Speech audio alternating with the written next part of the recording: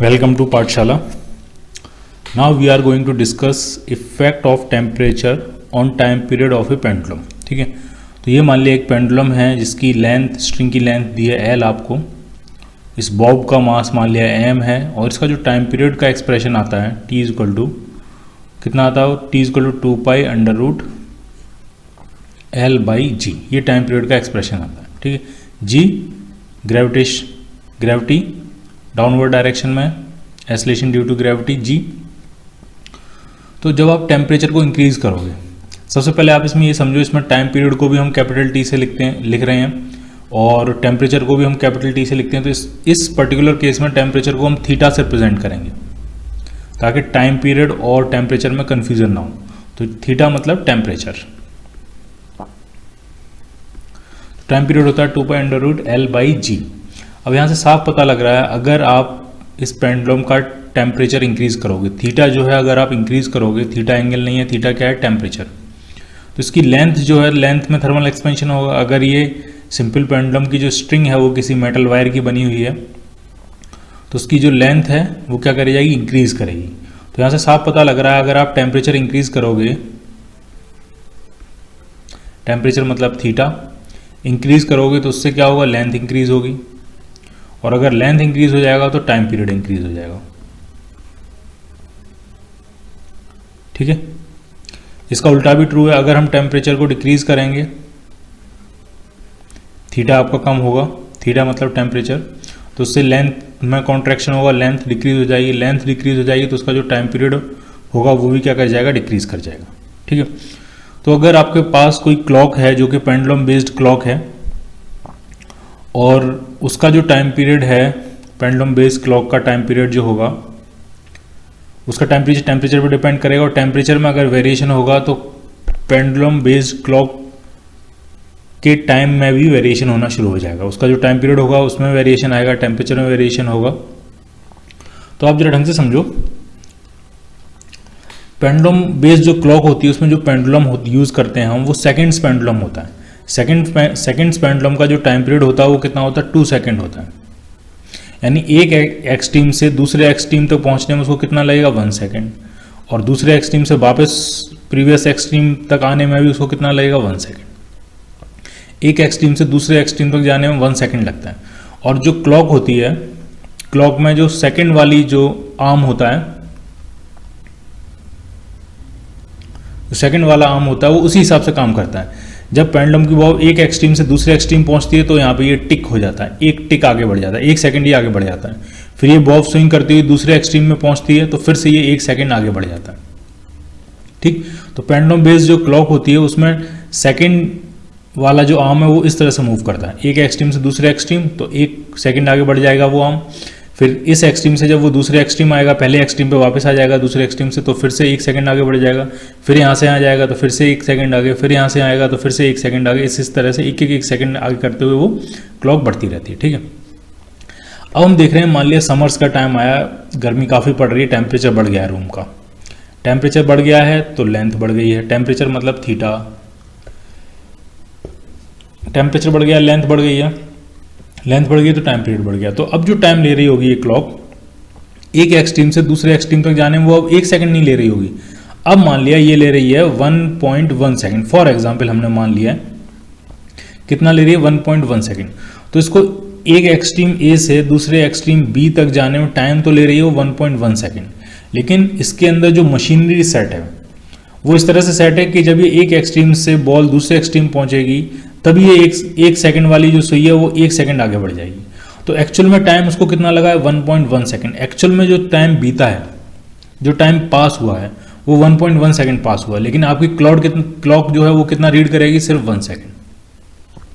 फिर जब ये वापस लौट के आएगी तो फिर से 1.1 सेकंड टाइम पास हो जाएगा, लेकिन ये फिर से कितना रीड करेगी, 1 सेकंड. तो टाइम एक्चुअल में टाइम ज़्यादा पास हो रहा है, लेकिन वो रीड क्या कर रही है, कम रीड कर रही है. तो क्लॉक क्या होनी शुरू हो जाएगी, आपकी स्लो होनी शुरू हो जाएगी. बज रहे होंगे 4, वो दिखाएगी 3:30. ठीक, टाइम तेजी से आगे बढ़ रहा है और क्लॉक जो है वो स्लो चल रही है. तो क्लॉक क्या कर रही है, टाइम लूज कर रही है, टाइम के साथ साथ में नहीं चल पा रही है.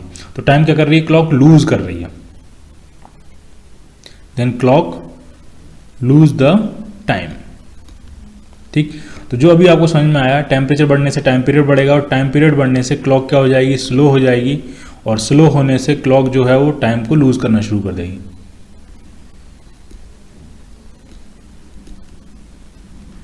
क्लियर? ठीक है। अब जरा देखते हैं टेम्परेचर कम हो रहा है, टेम्परेचर कम हो रहा है, लेंथ कम होगी, लेंथ कम होगी तो टाइम पीरियड भी कम हो जाएगा। अब क्या होगा, जो 1.1 सेकेंड लग रहा था, टाइम पीरियड कम हो गया। कम होने का मतलब अब तेजी से ऑसिलेट करेगा, वो कम टाइम लेगा।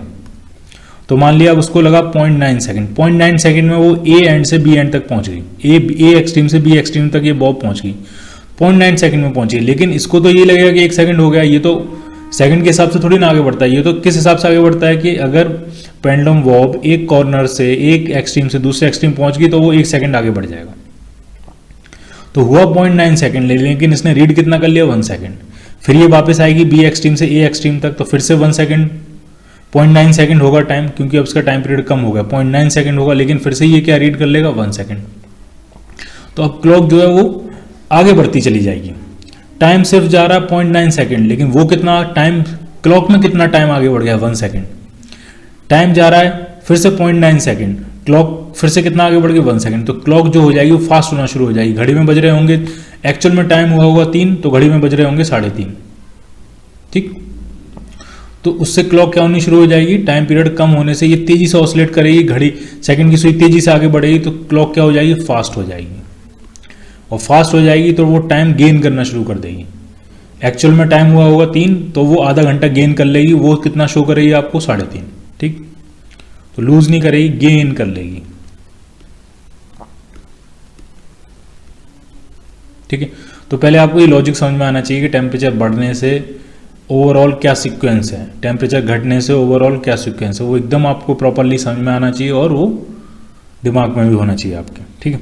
अब जरा इसको करते हैं क्वालिटेटिवली, कि कितना टाइम बढ़ गया, कितना टाइम लूज कर लिया क्लॉक ने, कितना टाइम गेन कर लिया। अगर वो हमें क्वांटिटेटिवली फाइंड करना हो तो कैसे फाइंड करेंगे। ठीक है। तो समझो जरा आप, मान लिया जो क्लॉक थी वो किसी पर्टिकुलर टेम्परेचर के लिए कैलिब्रेटेड थी, या सिंपल पेंडुलम की बात करते हैं, और उस पर उसका जो टाइम पीरियड था वो t सेकेंड्स था। ठीक। किसी पर्टिकुलर टेम्परेचर के लिए कैलिब्रेटेड थी, उस टेम्परेचर को एग्जैक्टली सही टाइम वो देती थी। अब आपने क्या किया, टेम्परेचर डेल्टा थीटा से इंक्रीज कर गया, तो टाइम पीरियड भी इंक्रीज कर जाएगा, क्योंकि टेम्परेचर बढ़ेगा, लेंथ बढ़ेगी, लेंथ बढ़ेगी तो टाइम पीरियड बढ़ेगा। तो अब मान लिया टाइम पीरियड हो गया टी डैश। तो टी डैश को टी के टर्म्स में लिखते हैं। तो टी कितना है, टी है आपका 2π√L/g। टी डैश कितना होगा, टी डैश हो जाएगा 2π√L'/g। एल डैश कितना होगा, एल डैश हो जाएगा L times 1 + alpha delta theta. ये वैल्यू पुट कर देते हैं। टी डैश आ गया आपका 2π√L into 1 + alpha delta theta upon G. तो अगर आप इस फैक्टर को अंडर रूट के अंदर इस फैक्टर को छोड़ दो तो बाकी जो भी लिखा हुआ है वो टी लिखा हुआ है। तो टी डैश आ गया आपका T times √1 + alpha delta theta. ठीक।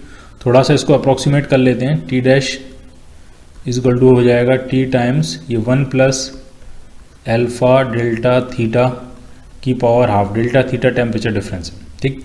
तो अगर अल्फा डेल्टा थीटा ये जो प्रोडक्ट है ये 1 के रिस्पेक्ट में काफ़ी छोटा है, अक्सर होता भी है अल्फा जो है वो 10⁵ के ऑर्डर -5 के ऑर्डर का होता है। डेल्टा थीटा टेम्परेचर डिफरेंस हम ऐसे ही लिखते हैं 20 डिग्री बढ़ा दिया, 30 डिग्री बढ़ा दिया, यानी 10 के ऑर्डर का होता है। बहुत ज़्यादा 100 के ऑर्डर का होगा। तो ये जो प्रोडक्ट आता है वो 10⁻³ या 10⁻⁴ के ऑर्डर का होता है, जो कि 1 के रिस्पेक्ट में काफ़ी कम है। तो अगर ये अप्रोक्सीमेशन है तो इसमें हम बाइनोमियल अप्रोक्सीमेशन लगाएंगे, जो पावर है वो यहाँ पे आगे आ जाएगी।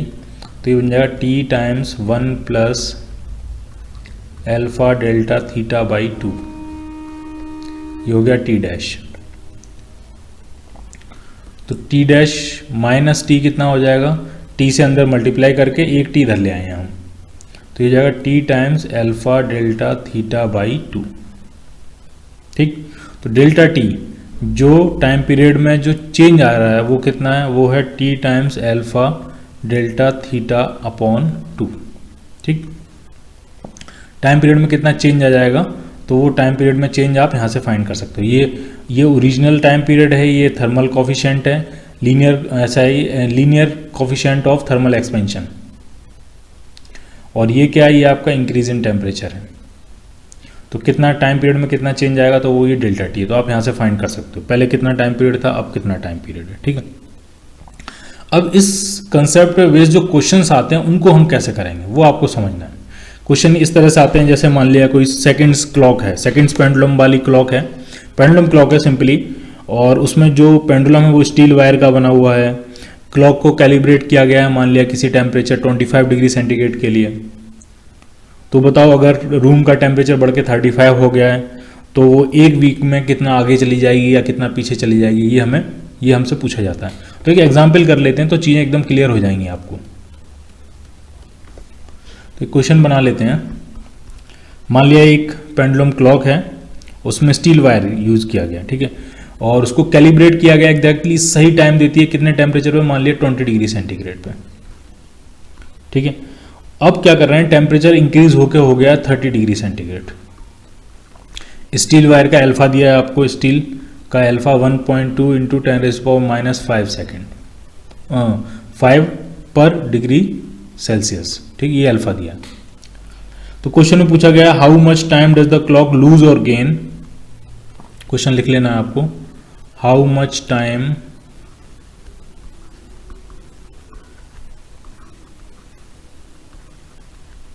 does the clock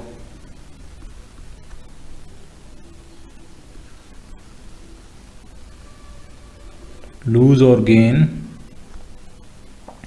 in 1 week, एक सप्ताह में, in 1 week, एक वीक में कितना क्लॉक आगे या पीछे हो जाएगी, कितना टाइम गेन कर लेगी, कितना टाइम लूज कर लेगी। तो पहले आप ये बताओ, 20 डिग्री सेंटीग्रेड के लिए कैलिब्रेट किया, टेम्परेचर बढ़ा रहे हैं, टेम्परेचर बढ़ेगा तो लेंथ बढ़ेगी, लेंथ बढ़ेगी तो टाइम पीरियड बढ़ेगा, टाइम पीरियड बढ़ने का मतलब क्लॉक स्लो हो जाएगी। अब पेंडुलम स्लोली एक एक्सट्रीम से दूसरे एक्सट्रीम जाएगा, दूसरे एक्सट्रीम से स्लोली पहले एक्सट्रीम आएगा। तो जब क्लॉक स्लो हो जाती है तो क्लॉक पीछे हो जाती है, तो टाइम वो लूज कर देगी, तो गेन नहीं करेगी, क्या करेगी, वो लूज करेगी। पहली बात क्लियर होगी आपको।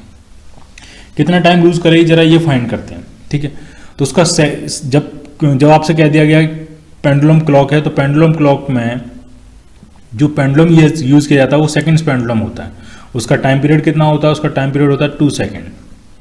ठीक, कितने टेम्परेचर पे था ये 2 second time period, 20 degree centigrade पे। अब आपने बढ़ा के कितना कर दिया 30, डेफिनेटली टाइम पीरियड क्या हो गया होगा, बढ़ गया होगा। तो कितना बढ़ गया होगा टाइम पीरियड, डेल्टा टी। तो फॉर्मूला अभी हमने ऊपर लिखा है डेल्टा टी का, increase in time period, T alpha delta theta by 2।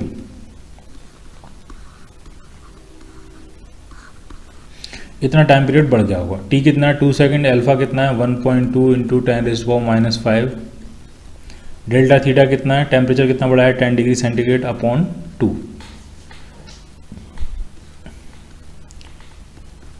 तो ये हो गया 1.2 इंटू 10⁻⁻4 सेकेंड। इतना टाइम पीरियड उसका इंक्रीज हो गया।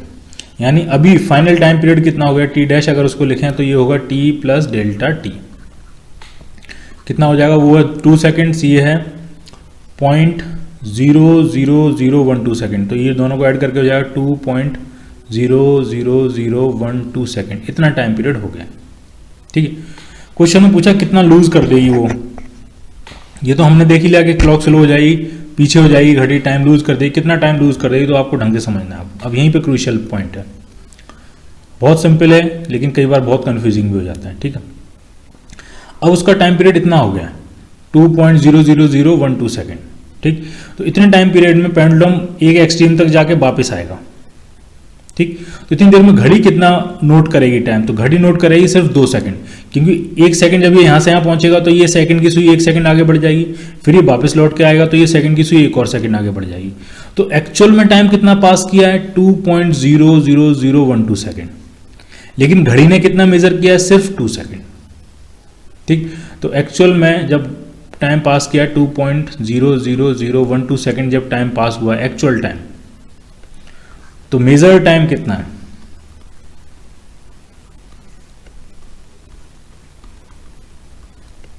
टाइम कितना है 2 सेकेंड। इसका मतलब कितनी घड़ी पीछे हो गई, एक्चुअल में टाइम इतना बीता है और घड़ी ने सिर्फ मेजर किया 2 सेकेंड, तो इतने टाइम में घड़ी कितना पीछे हो गई, टाइम लॉस्ट, कितना टाइम लूज कर दिया घड़ी ने,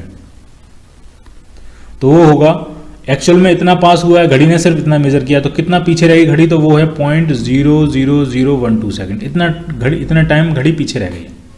एक्चुअल में इतना घड़ी को शो करना चाहिए था, लेकिन घड़ी ने सिर्फ 2 सेकंड शो किया, तो ये जो पार्ट है इतना घड़ी ने क्या कर दिया, लूज कर दिया।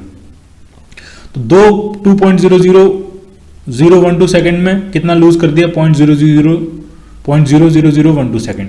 तो 1 सेकंड में कितना लूज करेगी घड़ी, तो हो जाएगा 0.00012 अपॉन 2.00012। तो एक वीक में कितना लूज करेगी घड़ी, सिंपल यूनिटरी मेथड है, अगर एक बार आपको समझ में आ जाता है। तो ये पॉइंट से ये पॉइंट हटा सकते हैं, तो ये हो जाएगा 12/12। एक वीक में कितना, तो एक वीक में 7 डेज होते हैं, एक दिन में 24 घंटे होते हैं और एक घंटे में 3600 सेकेंड होते हैं। इतना टाइम घड़ी जो है वो लूज कर देगी एक वीक में। तो जरा इसको कैलकुलेट करते हैं कितना आएगा, 12 × 7 × 24,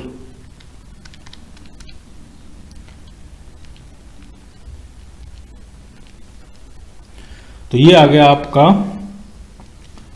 36 सेकेंड। ठीक, टोटल कितना टाइम लूज कर देगी घड़ी, 36 सेकेंड। और 36 सेकेंड काफ़ी कम है, ठीक है, वो हमको पता भी नहीं लगेगा। मौसम, जिसके घर में पेंडुलम क्लॉक लगी होती है, सीजन्स आते हैं चले जाते हैं, चलता रहता है, ठंड गर्मी चलती रहती है, उनको ज़्यादा पता नहीं चलता कि कुछ सेकंड क्लॉक आगे हुई है या कुछ सेकंड क्लॉक क्या हुई है पीछे हुई है, उससे कुछ ज़्यादा फर्क नहीं पड़ता। 1-2 मिनट भी आगे पीछे हो जाती तो भी ज़्यादा पता नहीं लगता हम लोगों को। ठीक है, ठीक है। तो इस पर्टिकुलर केस में क्लॉक कितना पीछे हो जाएगी, एक वीक के टाइम इंटरवल में, एक वीक में 36 सेकेंड वो टाइम लूज कर देगी। क्लियर। अब अगर हम फॉर्मूला बनाने की कोशिश करें कि पेंडुलम क्लॉक कितना टाइम गेन या कितना टाइम लूज करती है, तो उसका फॉर्मूला क्या बना सकते हैं हम। ठीक है, तो पहली बात ये तो आपको समझ में आ गई होगी, अगर टेम्परेचर बढ़ेगा तो लेंथ बढ़ेगी, लेंथ बढ़ेगी तो टाइम पीरियड बढ़ेगा, टाइम पीरियड बढ़ने का मतलब है पेंडुलम अब स्लोली जाएगा, स्लोली आएगा, ज़्यादा टाइम लेगा एक ऑसिलेशन कंप्लीट करने में, तो घड़ी क्या हो जाएगी आपकी, स्लो हो जाएगी, टाइम क्या कर देगी, वो लूज कर देगी। ठीक, टेम्परेचर अगर कम होगा तो लेंथ कम होगी, लेंथ कम होगी तो टाइम पीरियड कम होगा, टाइम पीरियड कम होने का मतलब पेंडुलम तेजी से जाएगा, तेजी से वापस आएगा, कम टाइम में उसको वापस आना है, तो घड़ी भी क्या हो जाएगी, फास्ट हो जाएगी। फास्ट होने का मतलब वो टाइम गेन कर लेगी। अब अगर हम फॉर्मूला बनाना चाहें उसको कि कितना टाइम गेन कर लेगी या कितना टाइम लूज कर लेगी, तो आप ऐसे समझो, मान लिया टेम्परेचर बढ़ रहा है, टेम्परेचर बढ़ने का फॉर्मूला लगा लेते हैं, वही फॉर्मूला टेम्परेचर घटने पे लग जाएगा। टेम्परेचर बढ़ रहा है, थीटा टेम्परेचर से रिप्रेजेंट किया था, टेम्परेचर इंक्रीज कर रहा है, तो पुराना टाइम पीरियड था T, जो एक्यूरेट टाइम पीरियड था जिस टेम्परेचर के लिए क्लॉक कैलिब्रेट की गई थी वो था T, और नया टाइम पीरियड हो गया T डैश। टाइम पीरियड में कितना चेंज आ गया, डेल्टा T। डेल्टा T कैसे निकालेंगे, T डैश माइनस T। ठीक, बड़े में से छोटा घटा दिया, ये T डैश है। ठीक है, T डैश है, ये डैश लगा हुआ। ठीक है, तो ढंग से समझना आपको, पहले टाइम पीरियड था T, अब टाइम पीरियड पेंडुलम क्लॉक का कितना हो गया, T डैश, तो कितना टाइम पीरियड बढ़ गया, T डैश माइनस T। ठीक है, तो T डैश टाइम में उसने कितना एक्स्ट्रा गेन कर लिया टाइम, डेल्टा T के बराबर। याद करो, टाइम पीरियड था 1 सेकेंड, बढ़ के हो गया मान लिया 1.1 सेकेंड। ठीक, तो कितना टाइम पीरियड में अंतर कितना आ गया, 0.1 सेकेंड का। तो 1.1 सेकेंड में वो कितना टाइम लूज कर देगी, 0.1 सेकेंड, क्योंकि घड़ी तो 1 सेकेंड ही मेजर करेगी उसको। अगर टाइम पीरियड 1 सेकेंड है तो घड़ी जो मेजर कर रही होगी वो तो 1 सेकेंड ही मेजर कर रही है, घड़ी की सुई जो है वो 1 सेकेंड ही आगे बढ़ेगी, लेकिन एक्चुअल में कितना टाइम पास हुआ, 1.1 सेकेंड। तो कितना टाइम घड़ी ने लूज कर दिया, 0.1 सेकेंड। तो 1.1 सेकेंड में 0.1 सेकेंड घड़ी ने टाइम लूज कर दिया, यानी T डैश टाइम में डेल्टा T टाइम घड़ी ने लूज कर दिया। तो 1 सेकेंड में कितना टाइम घड़ी लूज कर देगी, तो वो हो जाएगा delta T by T dash. और क्वेश्चन में आपसे पूछा जाता है 1 वीक में, 1 महीने में, तो मान लिया टोटल स्मॉल टी टाइम दिया कि स्मॉल टी टाइम में कितना टाइम घड़ी लूज कर देगी, तो वो हो जाएगा delta T upon T dash into small T. अगर आप याद रख सकते हो तो ये फॉर्मूला है। टाइम लूज और गेन दोनों में चलेगा ये। Delta T upon T dash into T. क्या क्या चीजें हैं? टी डैश क्या है? न्यू टाइम पीरियड,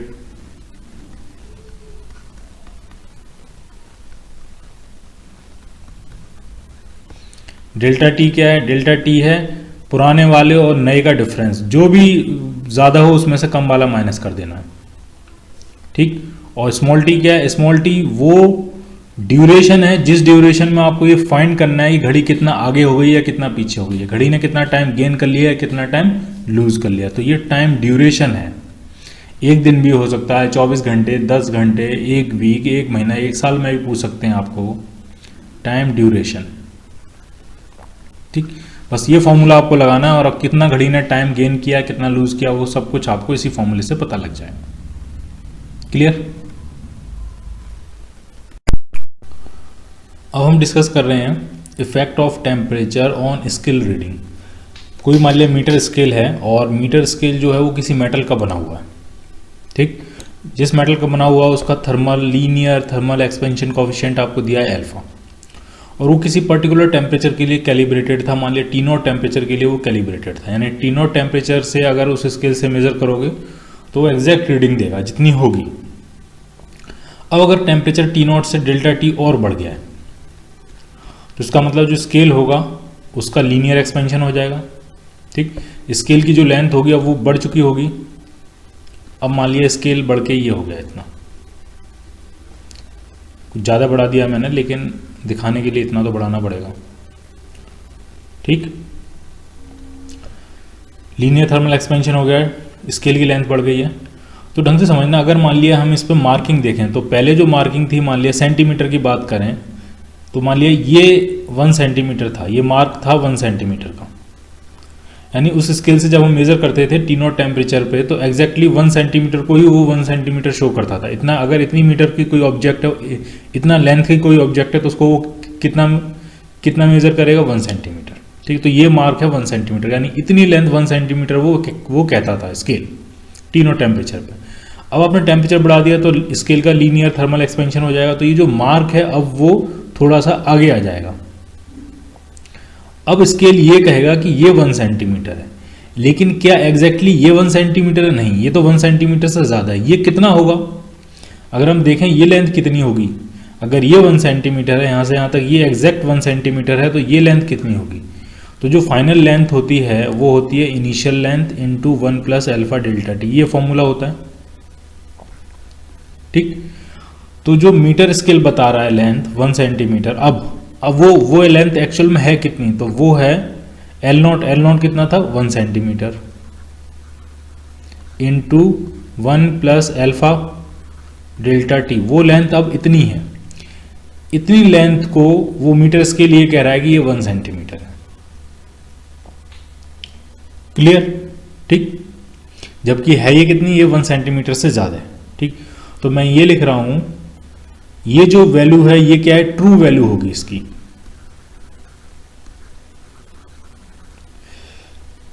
ठीक। जबकि स्केल की रीडिंग जो बता रही है, स्केल रीडिंग कितना कह रहा है? उतनी वैल्यू को स्केल रीडिंग ये कह रहा है कि वो 1 सेंटीमीटर है।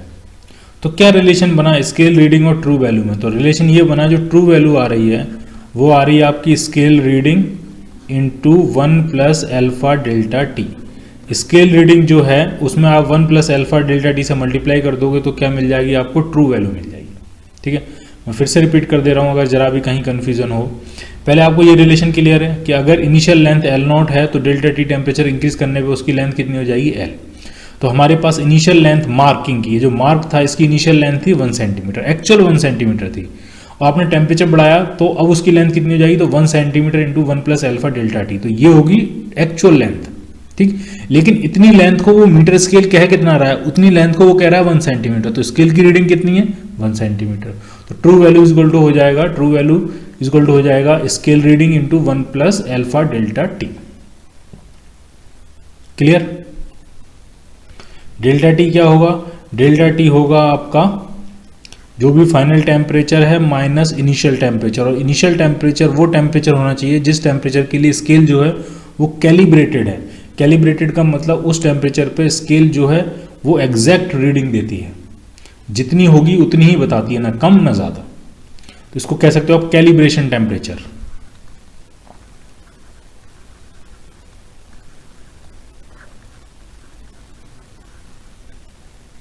ठीक, अब इसी पे अगर बेस्ड ए क्वेश्चन कर लिया जाए तो कंसेप्ट एकदम क्लियर हो जाएगा। तो मान लिया इलस्ट्रेशन कुछ इस तरह से है, the scale on a metre, the scale on a steel metre stick, यानी स्टील की एक मीटर स्टिक बनी हुई है और उस पर जो स्केल है वो किस टेम्परेचर के लिए कैलिब्रेटेड है, तो वो क्वेश्चन में दिया है 15 डिग्री सेंटीग्रेड। 15 डिग्री सेंटीग्रेड के लिए स्केल जो है वो कैलिब्रेटेड है। क्वेश्चन में पूछा गया है what is the error in the reading of 60 centimetre at 35 degree centigrade. What is the error in the reading of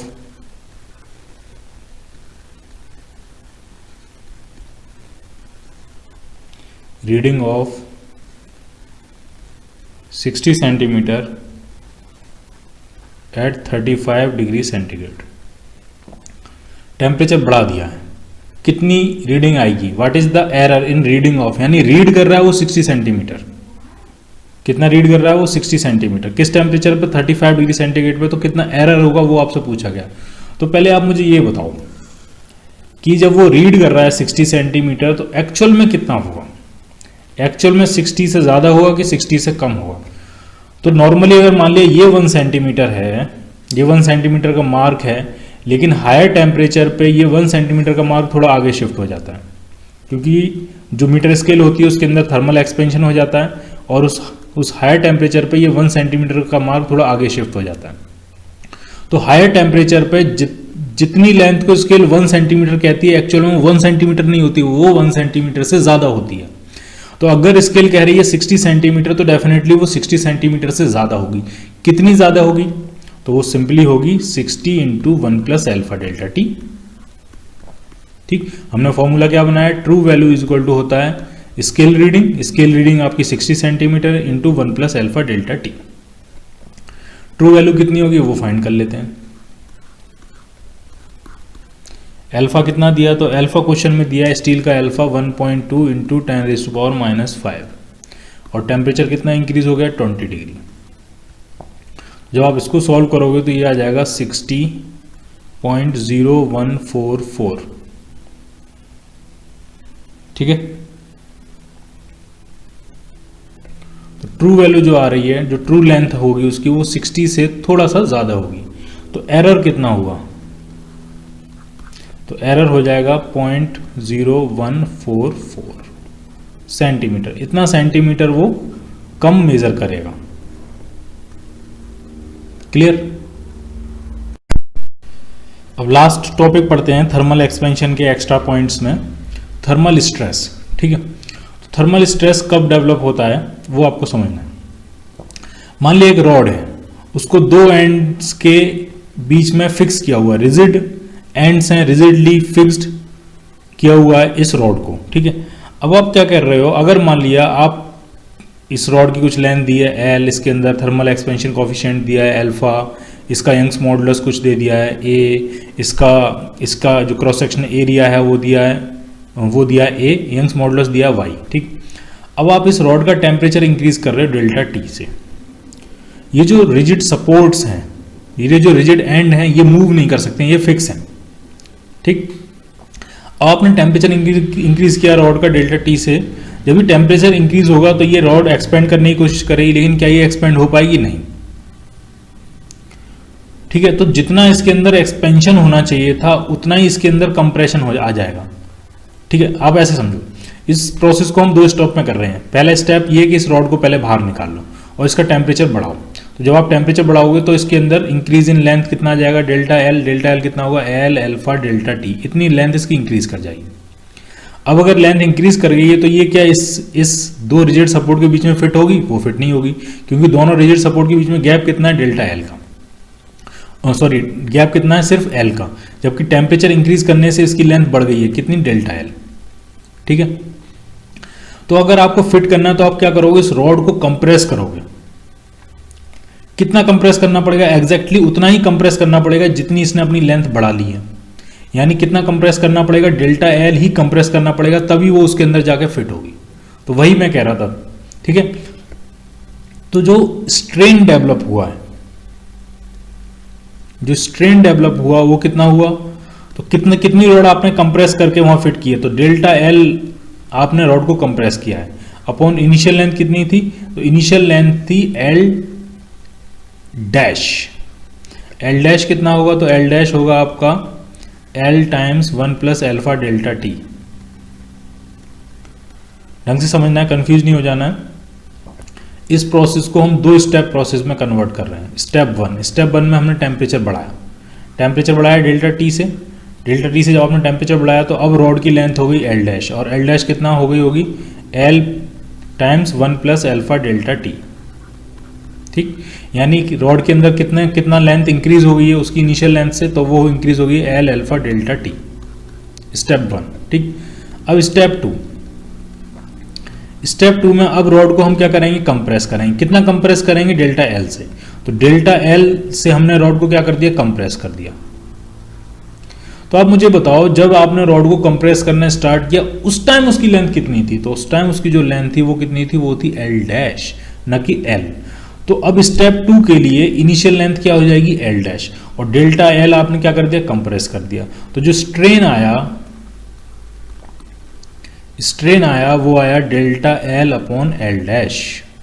clear, ठीक।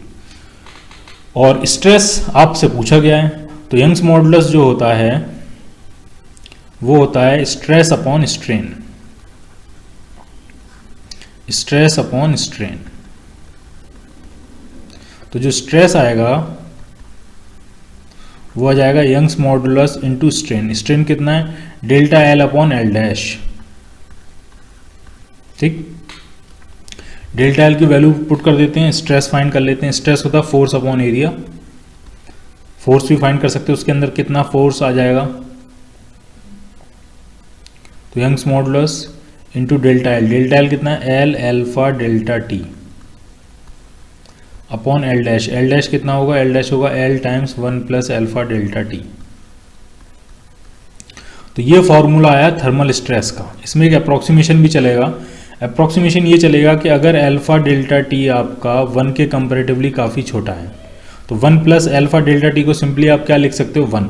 तो थर्मल स्ट्रेस का फॉर्मूला बन जाएगा आपका यंग्स मॉडुलस, और आपने जब इसको 1 लिख दिया तो एल से एल तो पहले भी कैंसिल आउट हो जाएगा, Young's modulus into alpha delta T.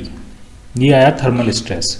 तो उसके अंदर फोर्स कितना आ जाएगा, कितने फोर्स से वो रॉड अपने दोनों एंड्स को पुश कर रही होगी, वो फोर्स होगा gamma A Y Young's modulus area of cross section alpha delta T. इतने फोर्स से वो जो रॉड है वो अपने दोनों एंड्स को पुश कर रही होगी।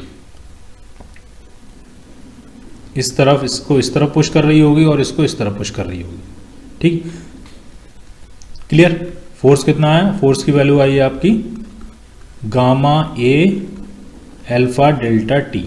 अब एक चीज और आप समझ लो, अगर इसका टेम्परेचर डेल्टा टी इंक्रीज ना करने की वजह आपने डिक्रीज कर दिया होता तो डेल्टा एल लेंथ में कमी आ जाती है। उसके डेल्टा एल लेंथ कम होती है, लेकिन ये रिजिड सपोर्ट में फिक्स कर रखी है, तो जितना कमी आती थर्मल टेम्परेचर गिरने की वजह से उतना ही इसको इलोंगेट करके इसके बीच में फिट करना पड़ता।